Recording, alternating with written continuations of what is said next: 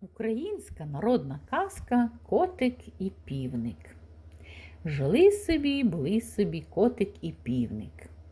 Ось котик надумав піти в ліс по дрова.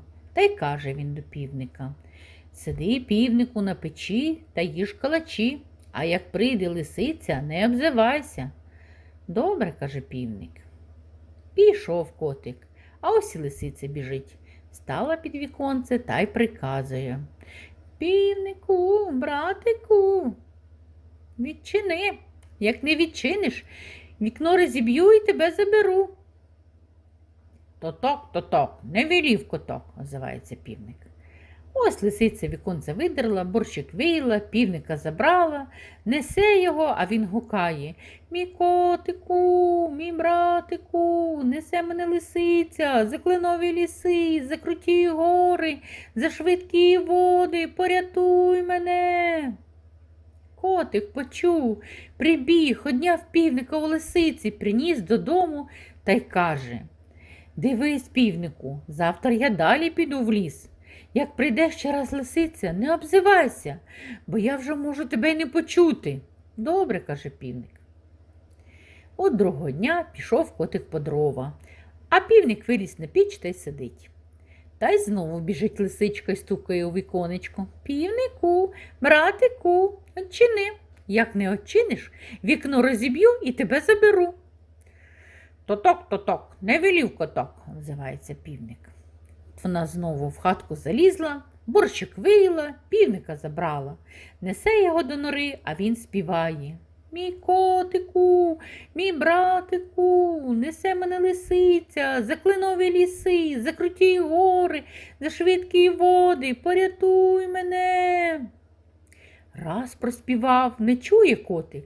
Він давай вдруге, дужче гукати.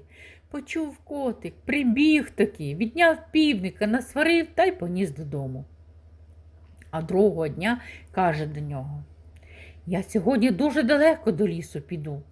Як ти гукатимеш, я не почую. Прошу тебе, прийди лисичка, не обзивайся до неї». «Добре», – каже півник. От пішов котик до лісу, а лисичка вже тут, як тут: «Півнику, братику, odчини. Півнику, братику, odчини». «То-ток, не велів коток». От лисичка таки забрала півника та й понесла його додому. Як не гукав, не кликав півник котика, той не почув. Прийшов додому ввечері котик, а півника немає.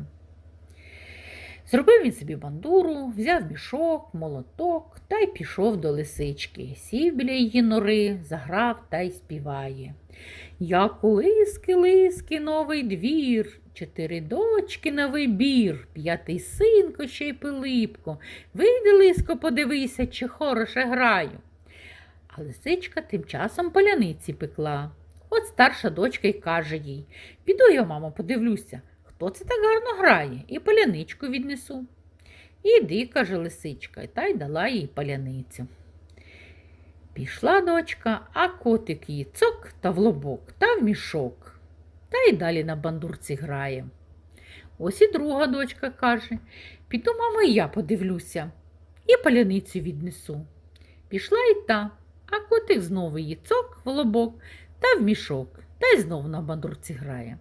А після і третя, і четверта дочки вийшли з нірки та й попали в мішок. Ждав їх Пилипко та й каже до лисички: «Піду, я, мамо, зажену їх до хати, де це вони ходять». От котик і Пилипка впіймав, поклав його в мішок, зайшов до лисичкиної норки та й каже: «Віддай мені, лиско, мого півника, а зате я тобі поверну твоїх діток». Робити нічого, прийшлось лисичці віддати півника. Забрав котик півника та й приніс його додому. От з тих пір живуть вони, хліб жують і горя не знають, тому що лиска більше їх не турбувала своїми візитами.